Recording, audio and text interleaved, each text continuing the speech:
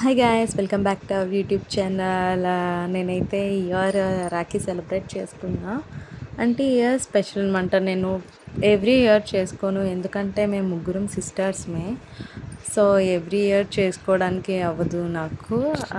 So ఈ year మాత్రం వెంకీ నా కోసం ఇంటికి వచ్చి మరి రాఖీ కట్టించుకున్నాడు. వెంకీ నాకు కొలీగ్ అనమాట. మా ఇద్దరం 5 ఇయర్స్ బాండింగ్ మా ఇద్దరిది. వీడు నన్ను సొంత చెల్లెల్లాగానే చూసుకుంటాడు. నాకు కూడా వీడిని చూస్తే ఓన్ బ్రదర్ లానే ఫీల్ అవుతాను. చాలా హ్యాపీగా ఉంది ఇయర్ అయితే.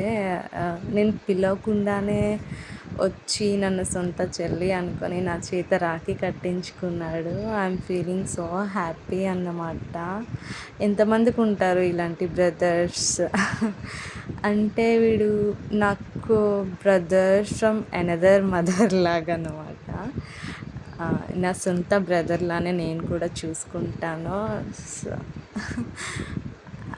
మా ఇద్దరం అయితే చాలా హ్యాపీగా ఉన్నాము.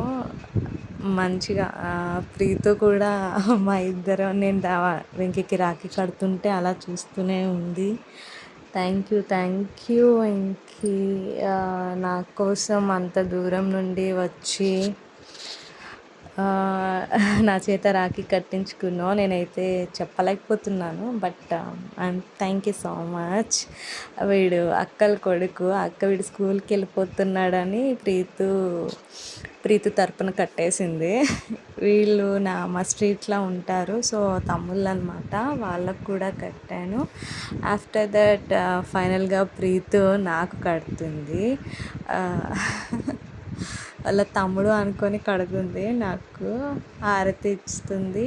హారతి ఇచ్చి ఇంకా తర్వాత అక్షింతలు వేస్తుంది. అక్షింతలు వేసి బొట్టు పెట్టమంటే చాలా క్యూట్గా చేస్తుంది అన్నమాట. అన్నీ తెలుసు ప్రీతుకి, ఏం చెప్పినా సరే చేస్తుంది.